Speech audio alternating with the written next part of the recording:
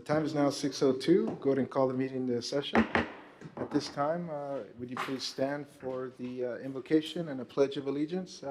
Luis, you want to lead us in an invocation?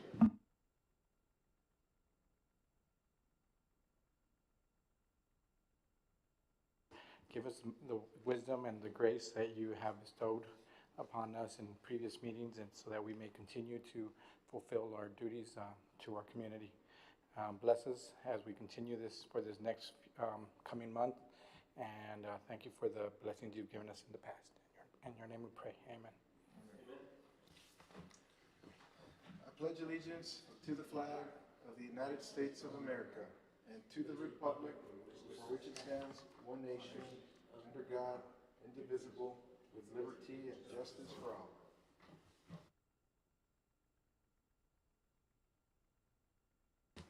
At this time, is there any visitors' remarks?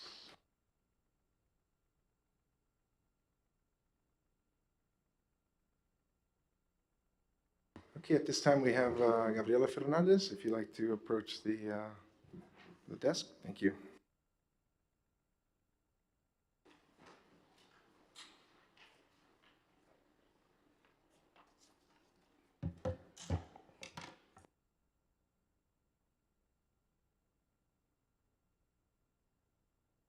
Hope that you can understand me.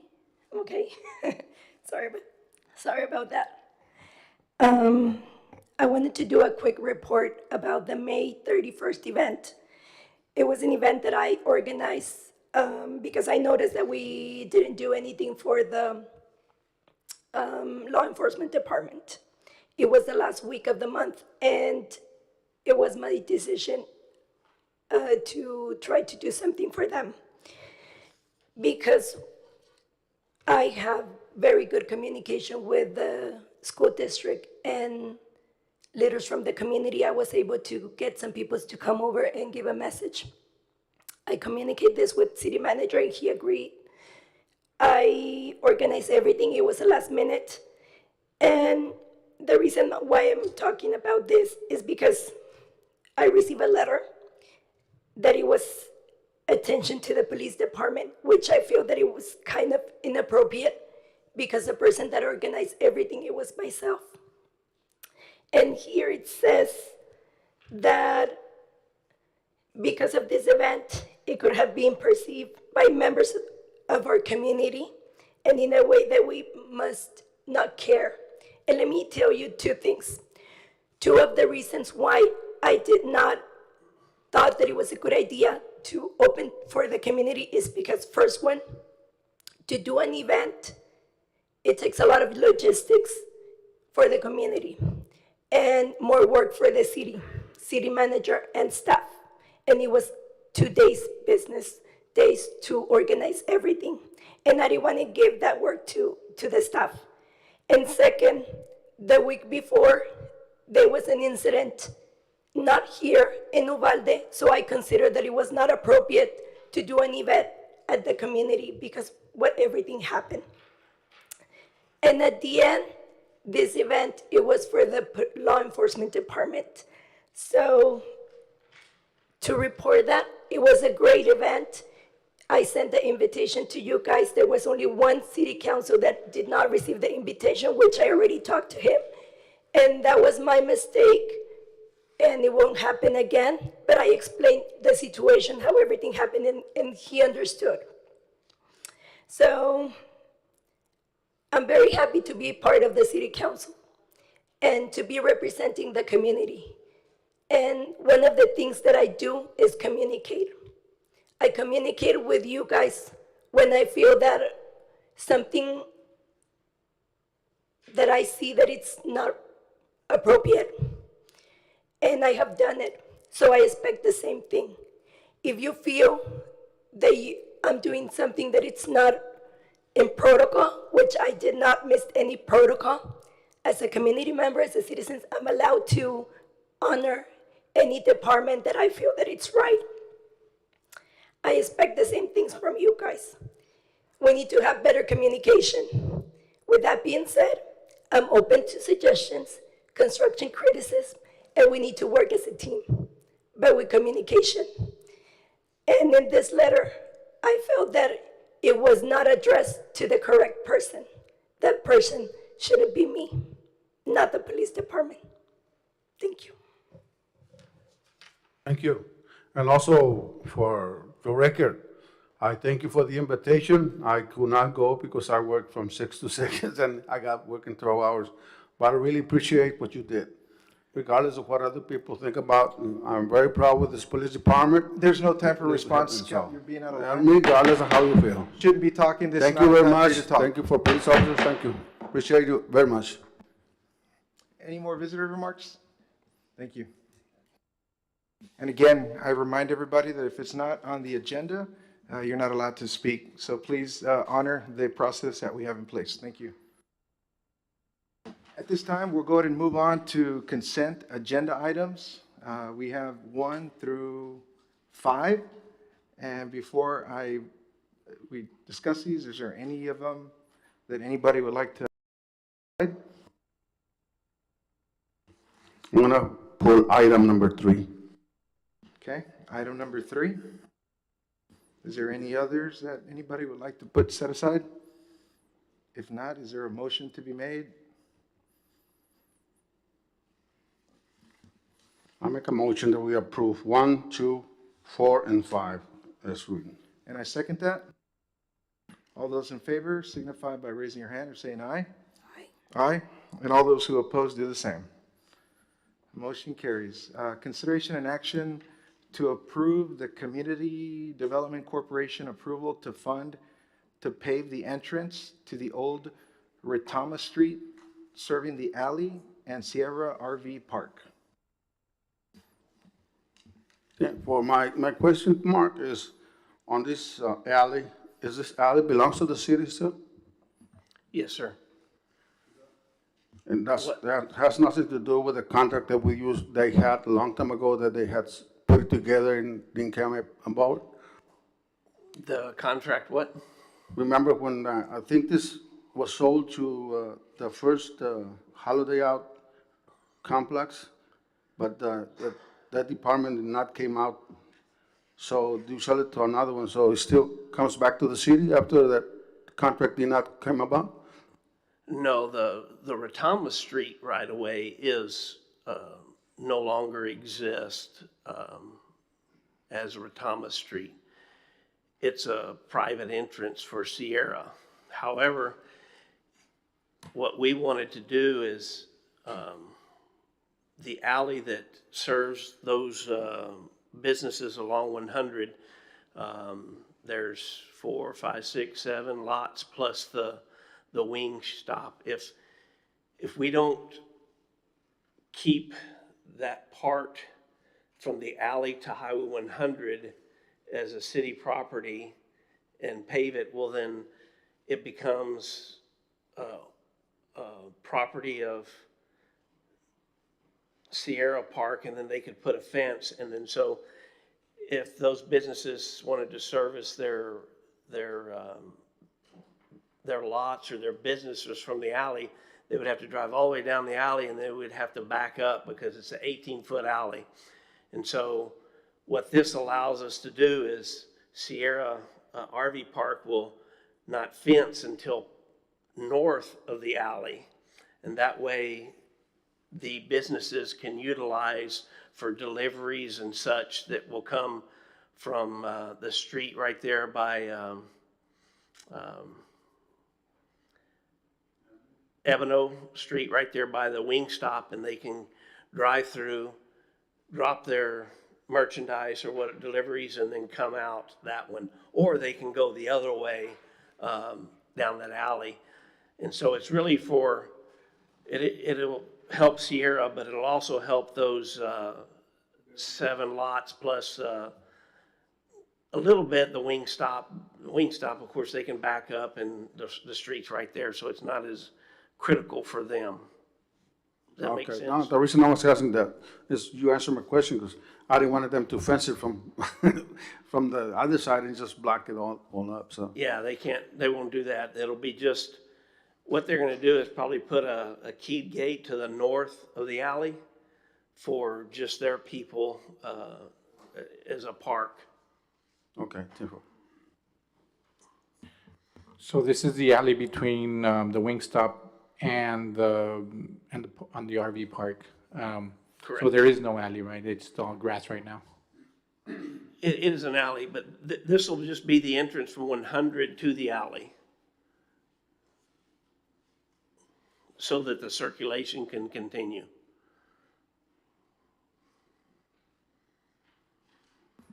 but it's not gonna hurt the back trail or anything, right?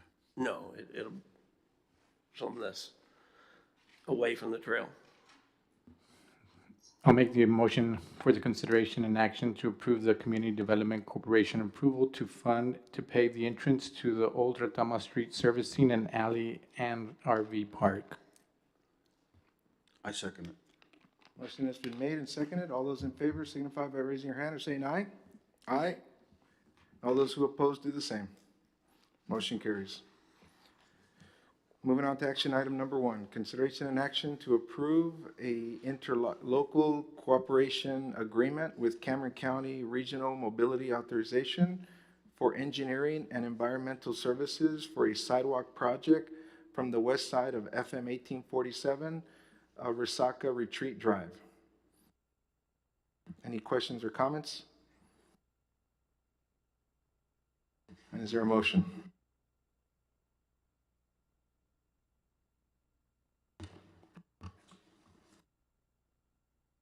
So all we're gonna have to pay is just the 60,000 on it? Excuse me? On that, all we have to pay is the 60,000? That is for the engineering, yes.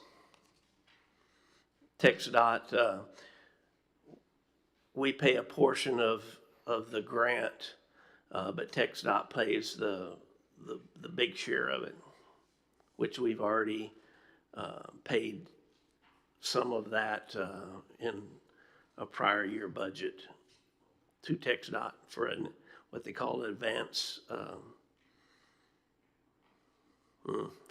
My mind went blank. Advance funding agreement that we have to have with them.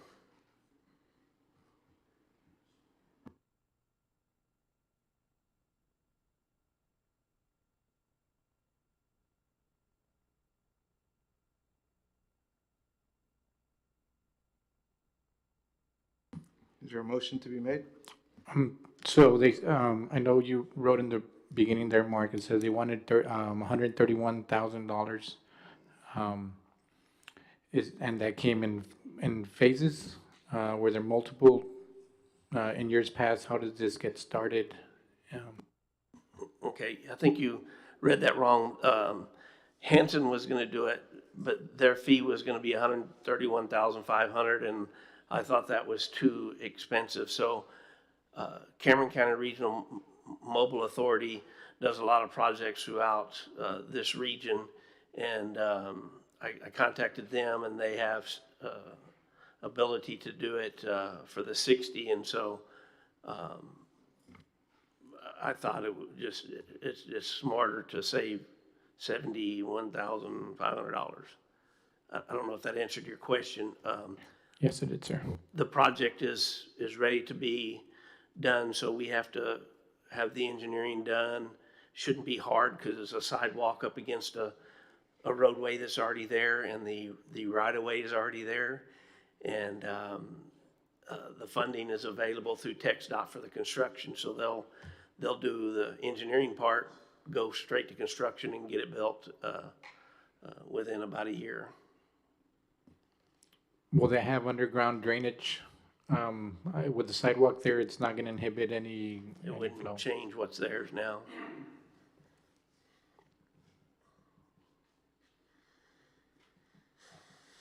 I'll make a motion. Consideration and action to approve the interlocal cooperation agreement with the Cameron County Regional Mobility Authority for the engineering and the environmental services for the sidewalk project from the west side of FM 1847 to Resaca Retreat Drive. I'll second. Okay, motion has been made and seconded. All those in favor signify by saying aye or raising your hand. Aye. And all those who oppose do the same. Motion carries. Consideration and action to approve a memorandum of understanding with Cameron County for law enforcement mutual aid as authorized by Texas Local Government Code Chapter 362, requested by Custom Border Patrol for Operation Stone Garden operations in preparation for the possible lifting of Title 42. Any questions, comments? I'll explain a little bit, and then if you have questions, Assistant Chief's here. He handles that program for the department, so he'll answer any other questions. But we've done Operation Stone Garden for probably over 10 years, quite a few years. The difference in this one, they're looking to expand it. Stone Garden was done only in our city limits, and each city did it in their city limits, and patrolled main highways and areas that could be of concern. It's helped us tremendously on finding illegal things, substances. But the problem, what they want to do is shift that to where sometimes they will request them to be maybe over on 281 and some corridors that they're having trouble with. And so that's why a little bit different to you. And you need to know that if you approve it, that our officers could be over there from time to time. They pay all of the funding for the officer. They pay the fuel. Of course, there'll be some maintenance that, for extra use of the vehicle that shouldn't be much, that sometimes is not covered, but it's just a cooperation agreement with other entities that maybe need help from time to time, just like we could from time to time. So. If I may just add. Exactly, Chief, thank you. Operation we started since 2013. It's been approximately 80 years since the operation's been going. The operation has been working inside the city of Los Fresnos, 1847 and Highway 100. The purpose for this grant and operation is to enforce some of the illegal immigrants, narcotics, drug cartels that we combat with our city of Los Fresnos. Now we've asked for our expansion of area responsibility, which takes us out to 281, areas that they're having issues and the influx of illegals coming from Mexico into the U.S.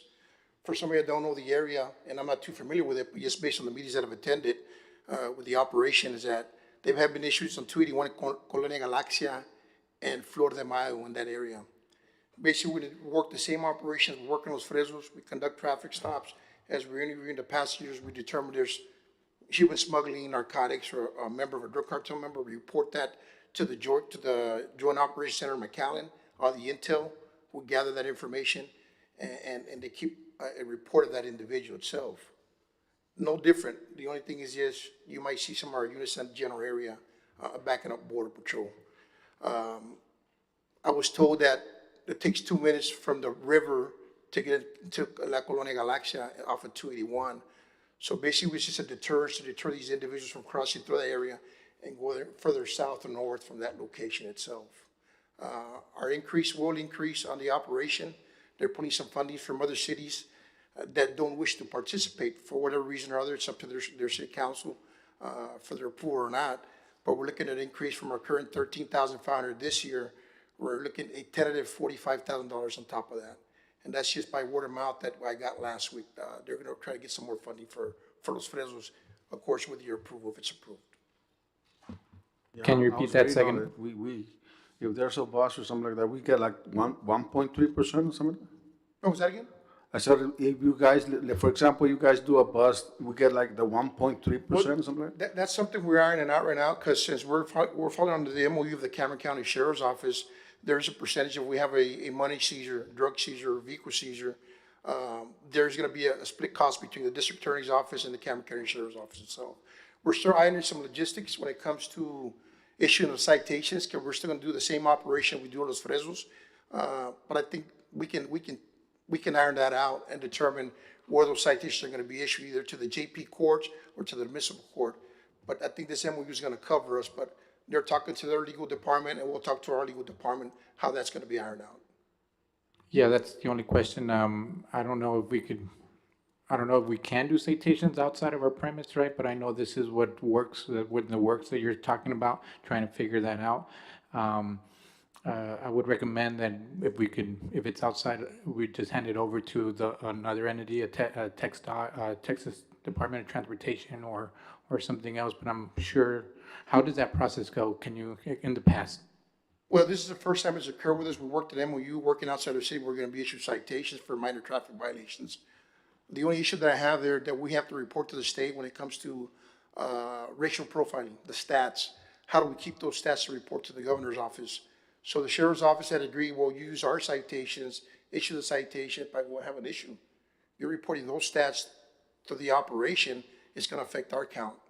When it comes to, if we have an arrest, say we stop it for a minor violation for unclean license plates, a minor PC, and out of that minor PC, you pick up 3 illegals and some narcotics out of there.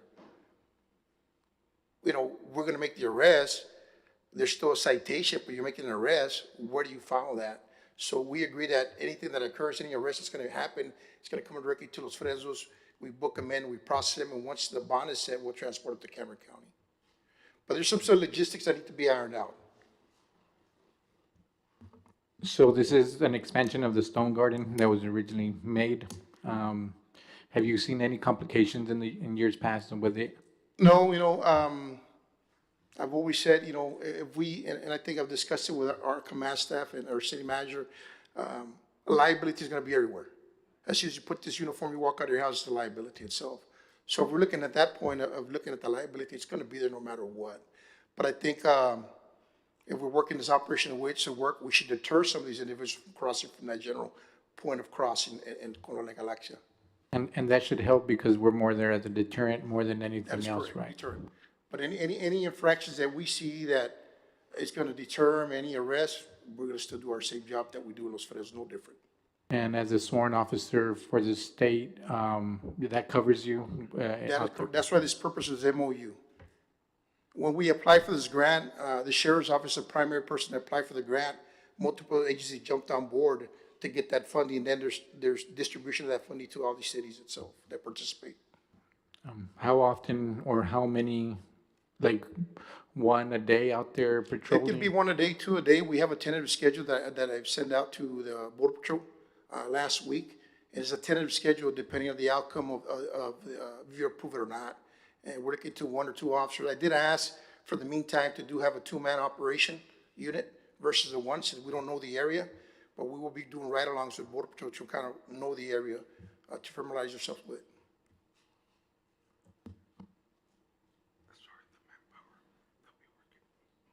Is there any more questions for the officers? All right, thank you. Thank you. Any motions at this time? I guess the only thing, Mark, is we're still working on some of the logistics in that aspect. If it could be clear, as soon as we can clear that up for our officers, that way we know and Chief doesn't have to worry. And how that's going to process work, when would that start? We can approve it subject to all that clearance being done through the federal government down to the county level and us. And don't think it'll be difficult. They can make things happen that we can't. So I don't. I think the only thing we handle the same, no difference. So it's something you recommend, Chief? I do recommend it. I think, like I said, it's gonna help out the Border Patrol and help the city as well. And to be quite honest, when you work the operation here, yeah, it creates a lot of traffic stops, it creates a lot of seizures, narcotics. But I think they're utilizing that manpower not to their advantage and needing that manpower there in the areas where they're having the issues at. And that's why they're putting, not necessarily funding from those agencies, they're trying to get as much boots to the ground closer to where the problem is at, to resolve that issue. And They're expecting a big influx of illegals coming. would that be with our patrol vehicles? Yes, sir. Yes, sir. And that would start as soon as we As soon approve as this? you approve, you give us a green light, and you get your blessing, we move forward. Thank you, sir. Thank you. Your motion to be made? I'll go ahead and make the motion for the consideration and action to approve the memorandum of understanding with Cameron County, the law enforcement mutual aid, and authorized by the Texas Local Government Code, Chapter 362, requested by Custom Border Patrol for Operation Stone Garden operations in preparation for the possible lifting of Title 42. And I'll second that. So a motion has been made and seconded. All those in favor signify by saying yes or raising your hand. Yes. All those who oppose do the same. Motion carries. Consideration and action to review the water conservation drought contingency plan and modify as necessary. Is there any questions or comments? I know we toured that recently. Yeah, this is in reference to the conserving of water that started taking place about mid-May. Of course, it brought a bunch of questions and why Los Fresnos was under conservation and nobody else is, and so we looked at a lot of things.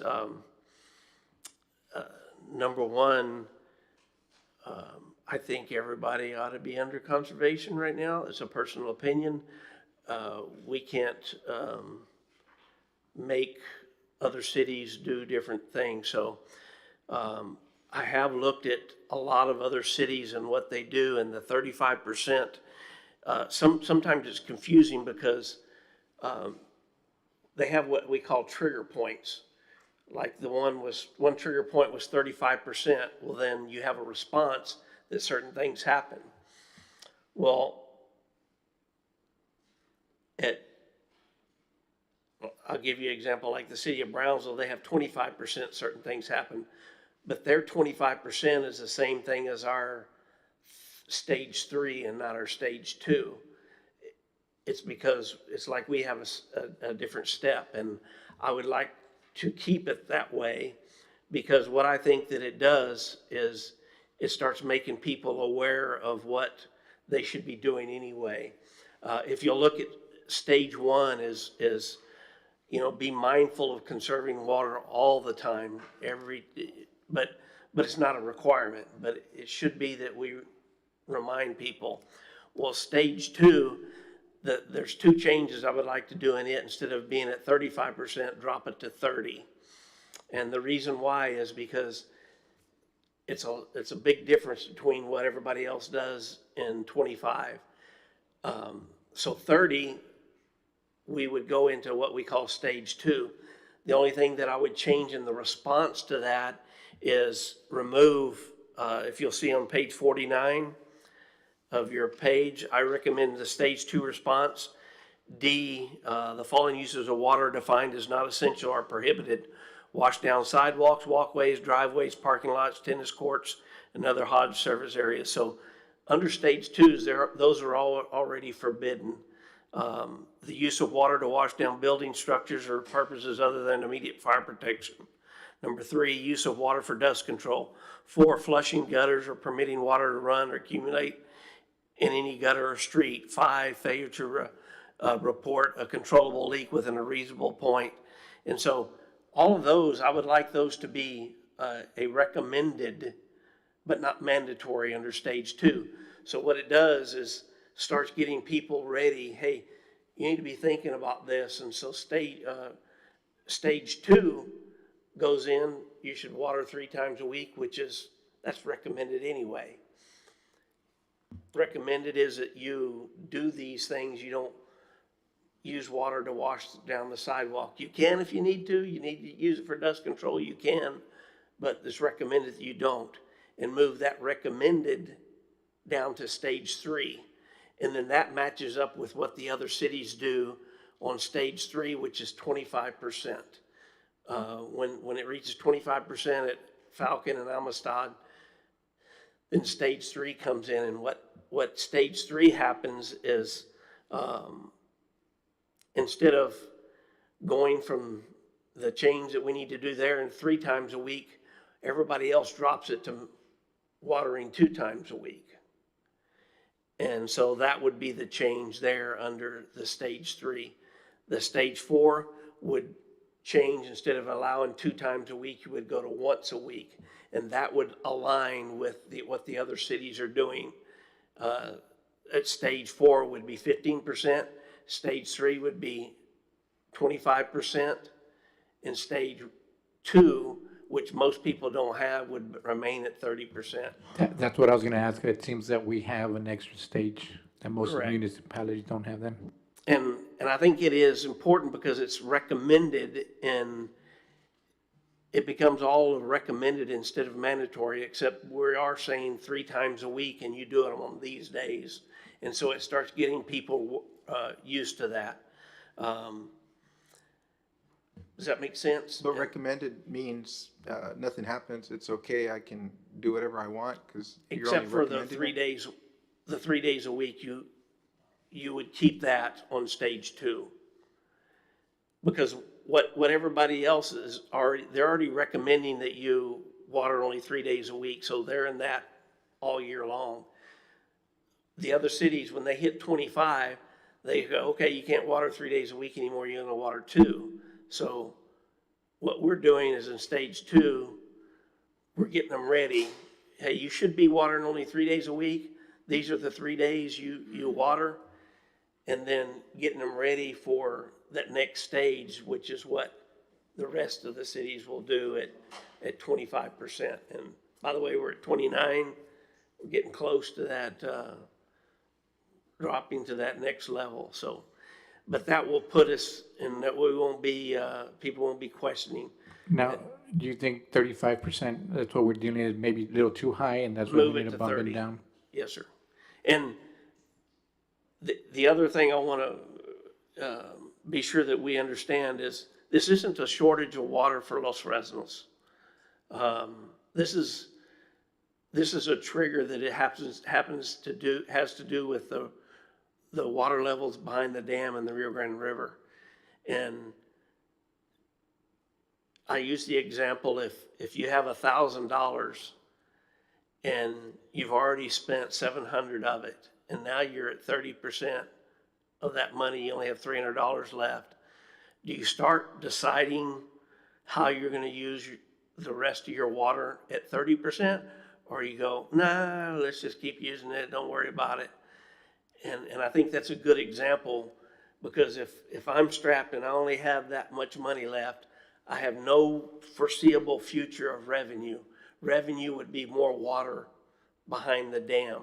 We don't have a crystal ball to know that we're gonna get a flood upriver and those dams will be filled up. We don't know that we're gonna get a storm that moves into Mexico and drops a bunch of water and then fills those dams up. If we did, we could say, okay, that's coming, we can make it until then. But as of now, that's why I say the 30%, you have $300 left, let's start using the rest of our money, which is water, wisely. And then once we kick to the 25, we'll be matched up with the other cities. Make sense?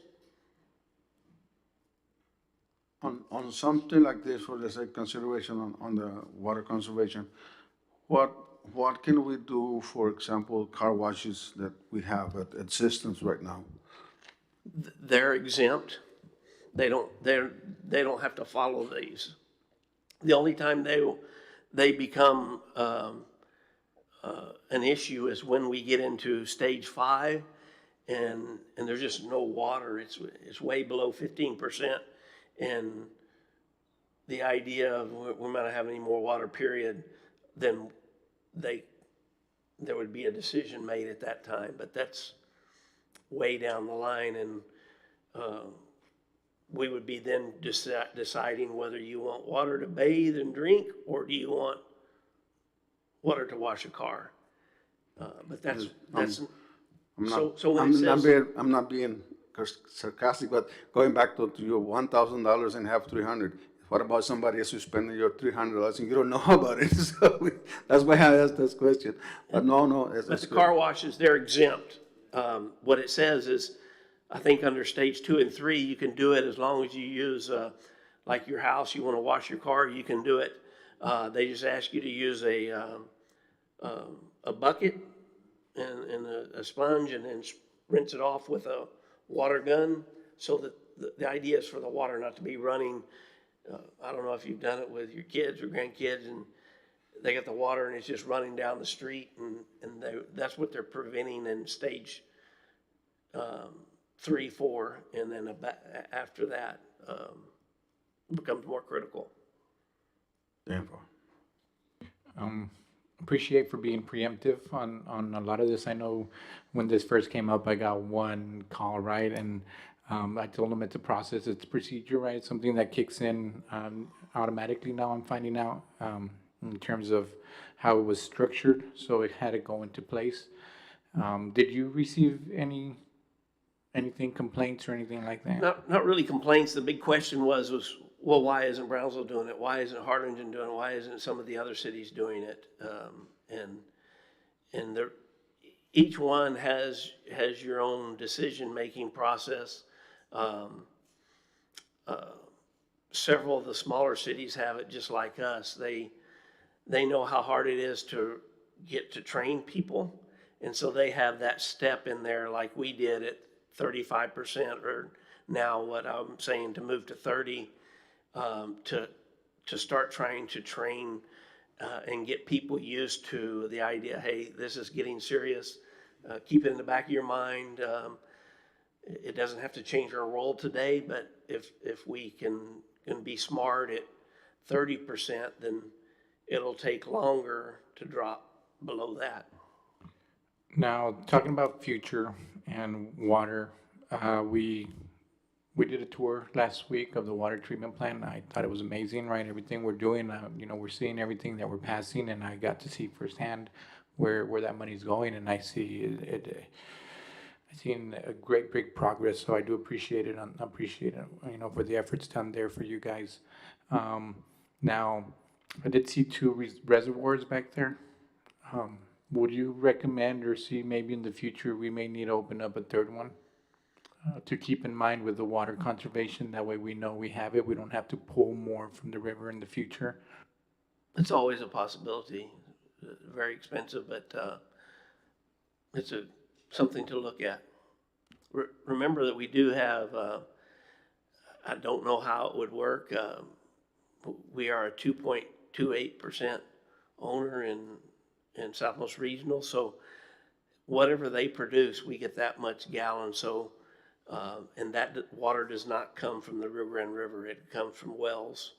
And so, theoretically, we could ration people down to a pretty low amount and still have to where, I'm not saying that everybody would be comfortable with what they have, but hopefully that never comes. But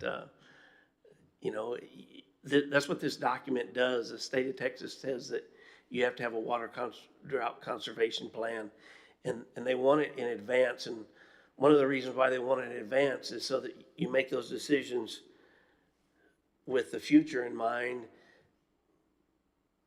Trying to make those decisions when people are screaming and yelling at you because you don't have water is more difficult to make the smart decisions. So you make the smart decisions now, and they're in place, and they just happen automatically. Now that when I read the agenda, it brought up a little conversation that we had where maybe in the future we could maybe tie in that sewer system out into that. So if that reservoir was on the west side of that sewer plant, eventually we could use and recover our water that we're using, which would allow us to not have to rely as much on everything we already have, which is good. I'm just trying to see maybe we can find more ways we can use the water we have. Everybody understand what he's talking about? It's reclaiming sewer water that is being discharged, and the problem that people have, and they shouldn't have, is that, oh, that sewer water, so it's dirty. Well, we have to meet so many requirements when we clean the sewer water and we discharge it into a drainage ditch that ends up in the ship channel. It has to be clean and in good condition so that it doesn't kill fish, and which is the same for us. The water that we discharge is probably hundreds of times cleaner than what we get into our water plant from the Rio Grande River. And people don't want to, they don't understand that. They don't want to believe that. They can't understand, well, it comes from the Rio Grande River. Yes, but there's a lot of places that are draining their sewage into the Rio Grande River upstream, and we get all of that, and we have to clean that before it comes out in your tap and your faucet. So yes, could you imagine if you could recirculate all of that water back into the water plant? There's a lot more processes that have to go through in order for that to happen. There's very few cities that are doing it because it's expensive, number one, and also the mental I think on that end, thought. I think it'd be incumbent to us as council members, right, to convince the community that this would work, not so much on you. I know you'll be getting the calls too and stuff. But I think at the end of the day, if we're able to use the water we're already pulling off the river, and like you mentioned, it would be cleaner what we're reclaiming than what we're actually drawing out from the river. At some point, we may need less chemicals, and it could add a little bit of a safety net in terms of having more water on premise and more water available. Maybe save a little bit of money where we don't have to clean as strongly the water that's coming in from the river.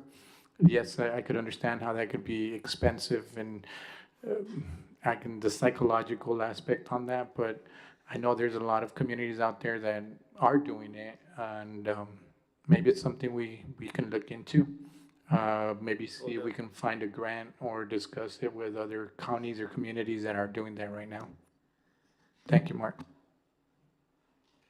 At this time, is there a motion for action item number 3? And it would be to follow the recommendations that I have there, and we have them written down, so Yeah, well, you don't have as to it's read all stated. of that. Yeah.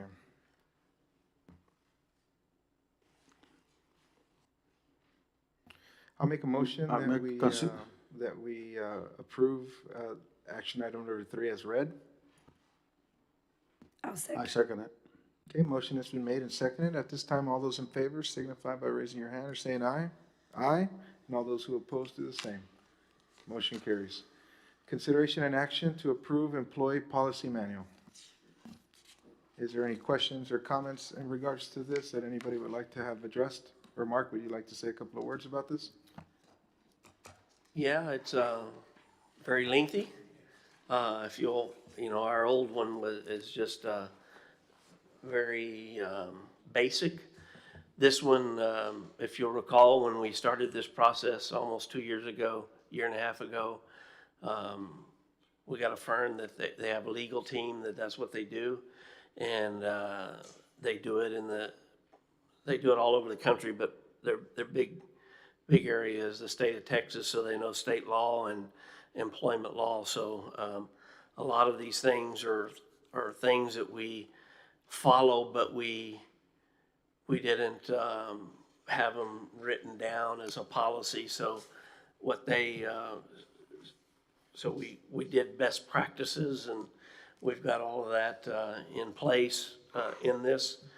Department heads have reviewed it, and so our recommendation is for approval.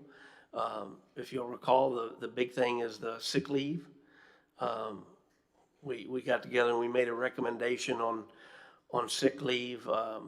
There's no personal leave today. I mean, if someone needs to take care of some financial business, they have to use a vacation day or ask off or pretend that they're sick. And I really don't want people to pretend something they're not. We're not asking for any additional days to be granted. All we're asking is up to 5 a day being able to utilize for a personal day, so that if I have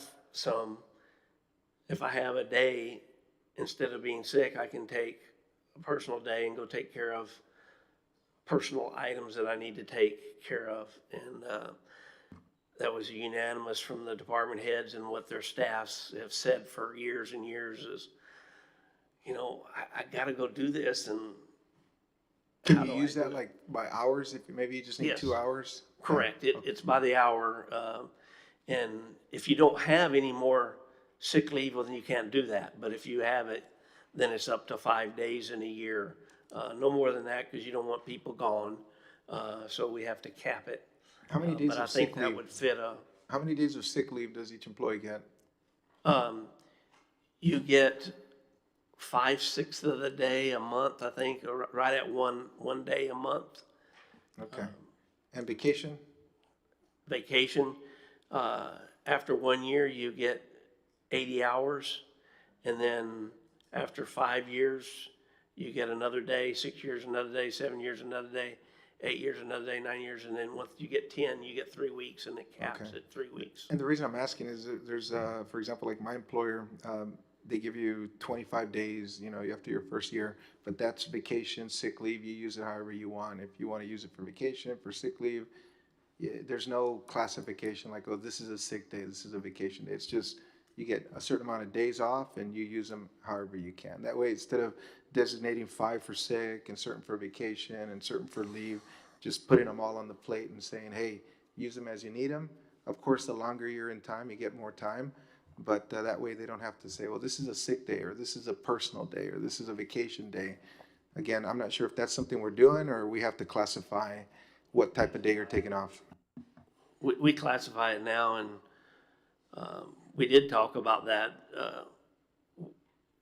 What was, They were afraid that people already save it towards the end of the year, and then they're gone for too long, and then that's problematic, even with their vacation. So if you added more to that, we were afraid that they will save it. And whereas sick leave is separate, vacation, you use it or you lose it. And whereas sick leave, it can accumulate up to 480 hours, which is 8 weeks, I believe, something like that. So they're not there trying to, at the last of the year, trying to utilize it. And so we did have a little bit of conversation, but they said, no, we like to leave sick leave separate. so are we adding more days? No. No, we're just reclassifying what we already have. We're just allowing you to use 5 if you have them, 5 of those sick days as a personal day, up to 5. It doesn't mean you have to use all of them. If I might only need 1.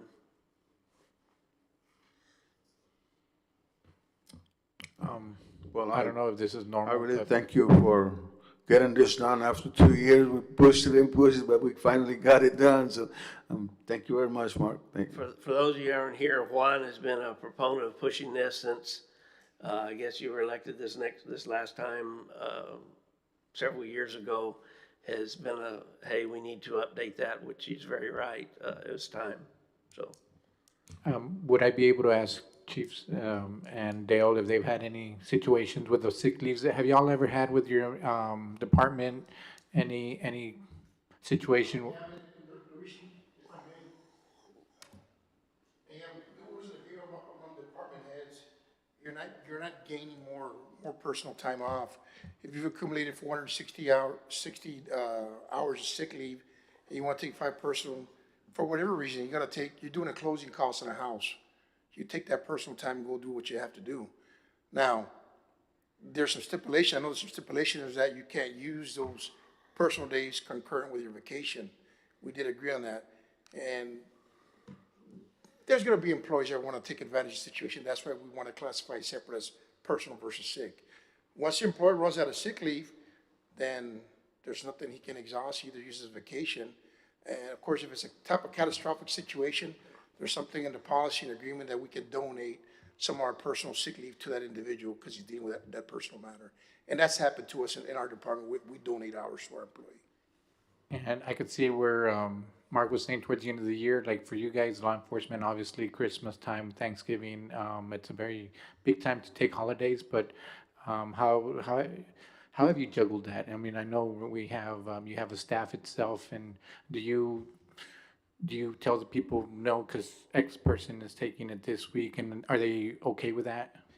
But they have to get it approved to begin Well, with. I'm not sure if that's part of the agenda item, though. We're going off into a different topic, Mark. I mean, we don't have the attorney here. Can we talk about that, even though this is not part of the agenda item?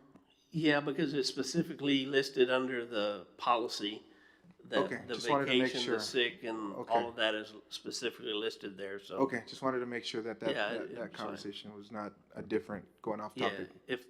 if it wasn't in the policy, it is an item in the policy, so, Yeah, and I it's just, good. okay, I just Good, making good sure. question, though, to be Yeah. sure. So we have the opportunity to tell somebody no because of vacation. Yeah, depending on the situation, we have something critical going on with the city that we can deny it, and they can be on their personal time, take care of a matter, and an emergency circumstance arises, we're gonna put that officer back onto the street. Yeah, because the way I'm seeing it is more as the managerial side, right? I mean, we got to run that department, we got to run with everything you guys have to And I'm worry gonna about. give you scenarios for us, as a command staff, salary employees and stuff, sometimes we're working on holidays that we have to work, and that's just part of the job that we've taken, and our responsibilities. Thank you, Things are sir. gonna be interrupted. Thank you.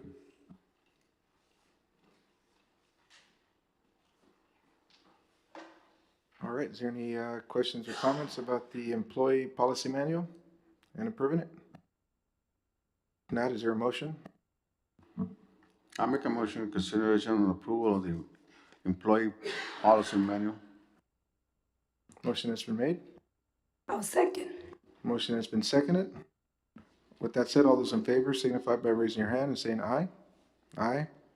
And all those who oppose, do the same. Motion carries. Consideration and action to excuse the absence of Polo Narvaez for the May 10th, 2022 City Council meeting. And I believe this is in regards to the fact that possibly he won't be coming back, and we would be putting his place in the November ballot, correct? Yes, sir. You'll need to make that decision next month on July. I don't know that it's gonna change any. I know the last 3 or 4 days have been very touch and go for him. And so maybe it takes care of itself before that, but, July is when this board will need to make a decision whether, to make a decision that, can no longer serve and declare the seat vacant, Could he talk? at times. Could he still serve on the board doing it through No. video? No. So, So that would be something that, and we will have some information and maybe something from a doctor, for that meeting. A letter from a because doctor? That would help, what, your decision-making process in July, because, we would do it in July and then you would call for the election in August. So there's plenty of time yet. And the reason why you want to do that is you don't want to, if you wait and then, number one, tonight's a good night. Mr. Lopez couldn't be here, so, you have to wait for, the rest of you have to be there. So at some point, it's critical that, that there was a have reason everybody. why there's 6, so there should go back to 6 at some point. So by then, it'll be a time to be able to make that decision. Thank you, Mark. I'm trying to look this up real quick, but I believe somewhere in mid-July is when it opens up for people to, if they have interest in running for city council or any other position, correct? Yeah, it would coincide with, actually, when you call a special election, there's different timing on when people apply, but it's around the same general time. And there's the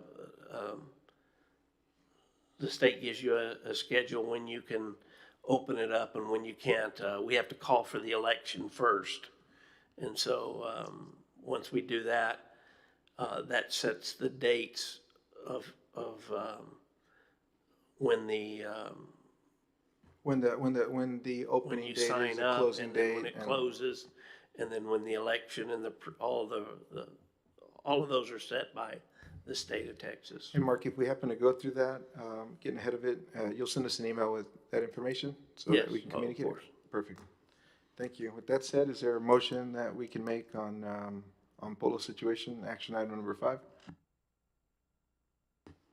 I make a action that we excuse the absence of Polo Narvaez for May 10th, 2022, City Council meeting. I'll second. Motion has been made and seconded. All those in favor signify by saying aye or raising your hand. Aye. And all those who oppose do the same. Motion carries. Consideration and action to appoint a member to the Park Advisory Board, Place 2. There was an application submitted by a gentleman named Eduardo Lugo Jr., who I had the pleasure of speaking to. The gentleman works for the school district. His application is in your packet. Well, no, it's not. It's just a blank copy, but I've spoken to the guy. He seemed very nice and friendly. He's active. He's excited. And I would make a motion that we appoint him to the Park Advisory Board, Place 2. How many positions are open on that board?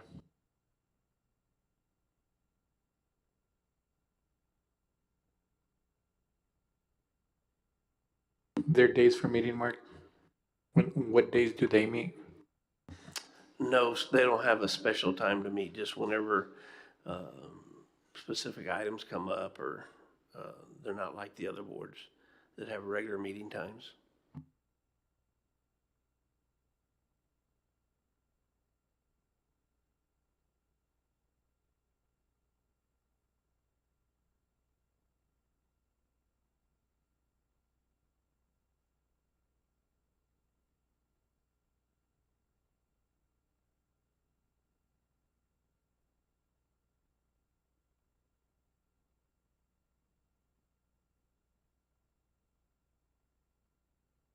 I'll go ahead and make the motion to approve Mr. Eduardo Lugo Jr. to the Los Fresnos Parks Advisory Board. Alex made the motion. Oh, yeah, he seconded. I'll second that motion. All right, so motion has been made and seconded, and at this time, all those in favor signify by raising your hand and saying aye. Aye. And all those who oppose do the same. Gabby, what was your vote? Okay, for yes? Okay, so 3 yeses and 1 no. Oh, yeah, he did no. Yeah, so 3 yeses, 1 no. Okay. Thank you very much. Moving on to acknowledgement of the city manager's reports. Any questions from the council in regards to the city manager's reports and any of the projects that are listed?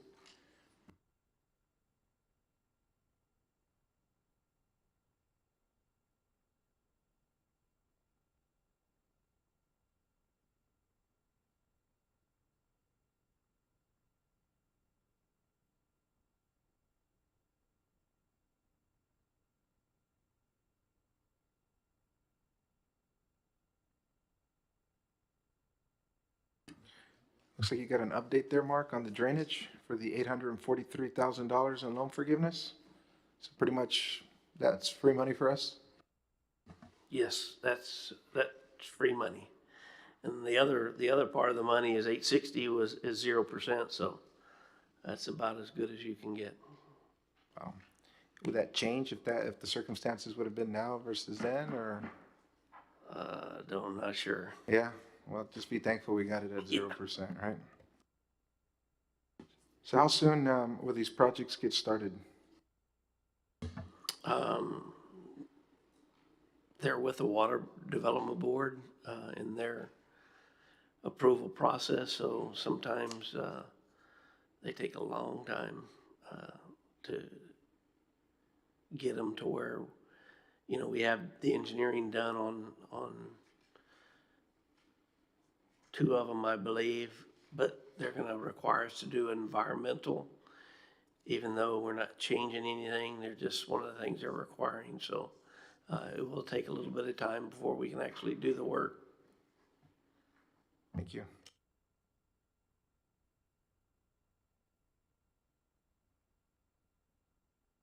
Is there any questions or comments or a motion that could be made for city manager's reports?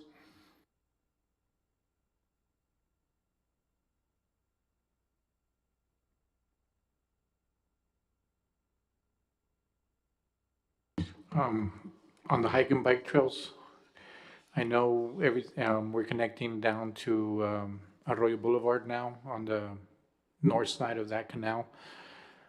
How are we gonna cross over onto that end? To the south side of that canal? That is, see, there's a second paragraph there. If you recall, Brownsville and us have a grant that brings it from where it is on, about just south of the drainage ditch, halfway to 511, where that trail stops there, it connects there, and it'll take it to the north side of the drainage ditch in that grant. The other place that you have approved is for us to pay for the piece to cross the drainage ditch.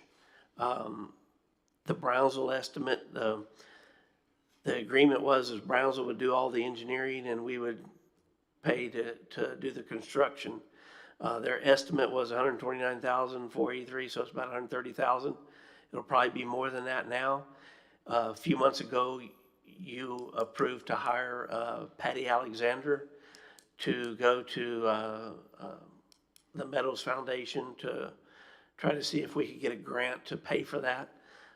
They like to be the funding agency that is at the end, that ties things together. Of course, it's good for them because they're the piece that's missing. And so we're hoping that she's working on that grant. Hopefully, it's a process that sometimes takes 6-8 months to do, but hopefully we get that money and get that paid for that to happen. So I know people usually ask, when is it gonna get complete? So that's pretty much what we're waiting on right there.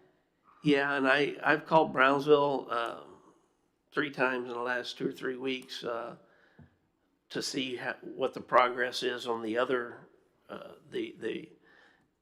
the main extension, and haven't got a reply yet. So I should get a reply. In fact, I talked to a guy that used to work for them today, and I forgot when I was talking to him. He's not long over with that project, but he could have got some information. But if I don't hear back from him, I'm going to use him to get that information, so that we'll know, because people, is it 1 year? Is it 2 years? Where is that number? So I'll try to get that for you. I try to avoid numbers with the road stuff that's going. Yeah.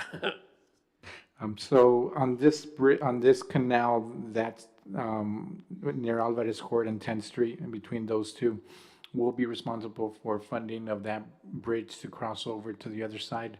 How about the main drainage ditch to the Laguna Madre, that canal? Are we going to be responsible for that crossing too? That's included in the other funding part of the project. How is that pump working by the station on 5th and 10th? Is that 2.25 horsepower working okay?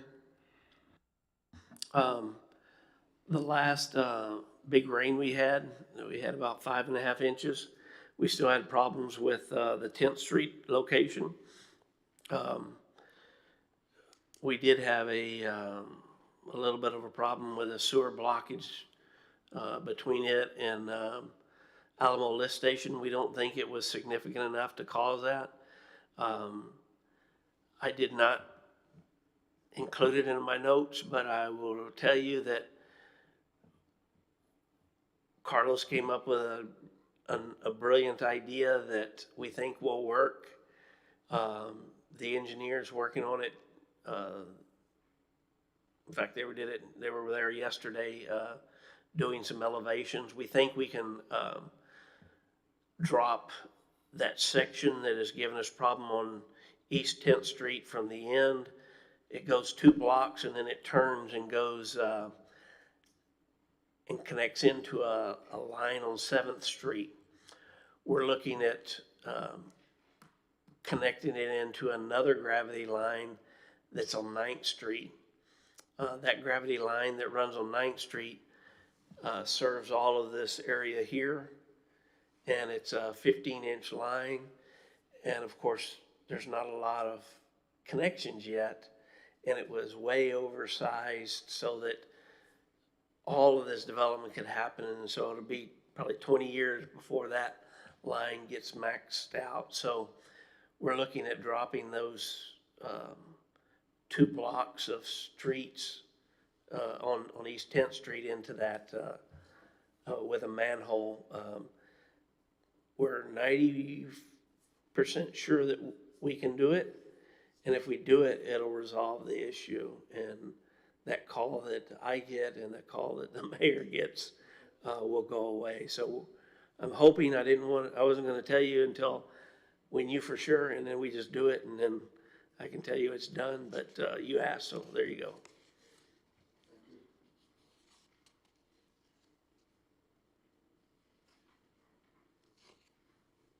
So those 860,000 loan forgiveness or somewhere in there, that goes into our budget, or does that go into the CDC? How exactly would that go? Neither. It's directly, once the projects are done, they go to fund those specific projects. It's kept separate. We have to keep those funds separate.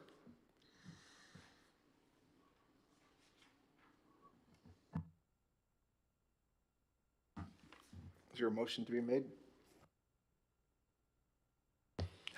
Just one more thing, guys. I know, so there's no further motion, no further progress on the Whipple Road widening road. Something we discussed last month, so I know we had left it at that.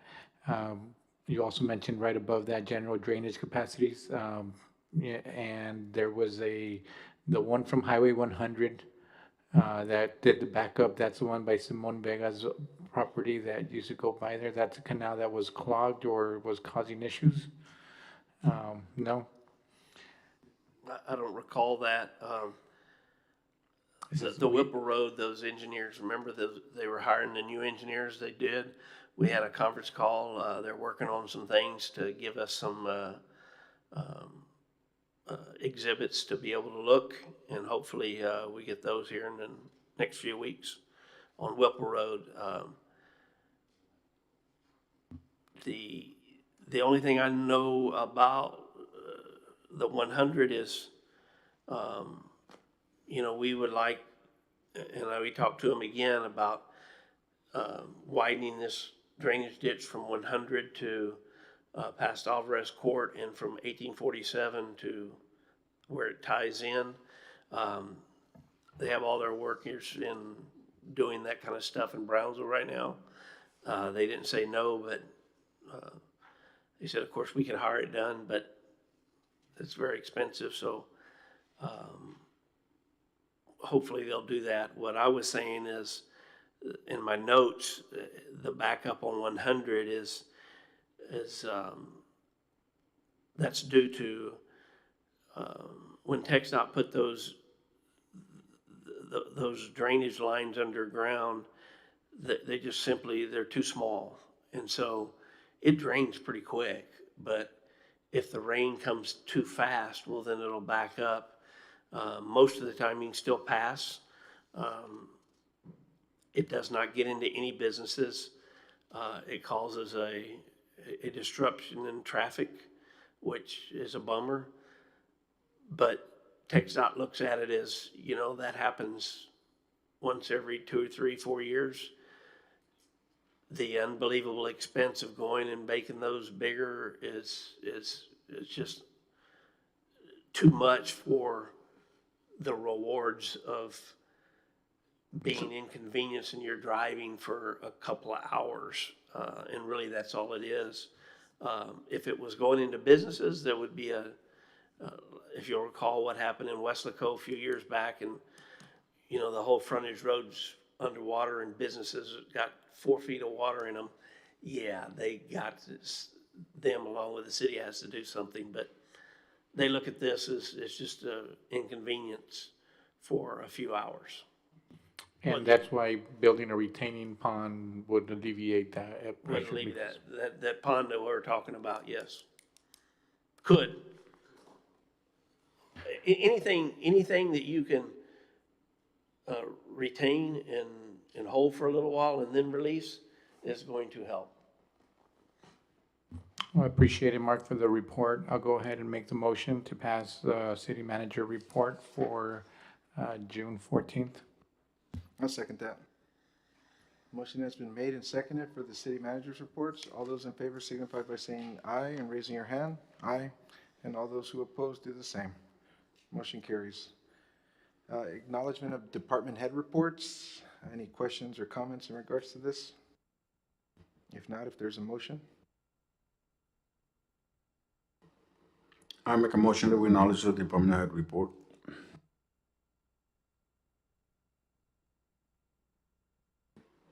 I'll second. Motion has been made and seconded for the department head reports. All those in favor signify by saying aye or raising your hand. Aye.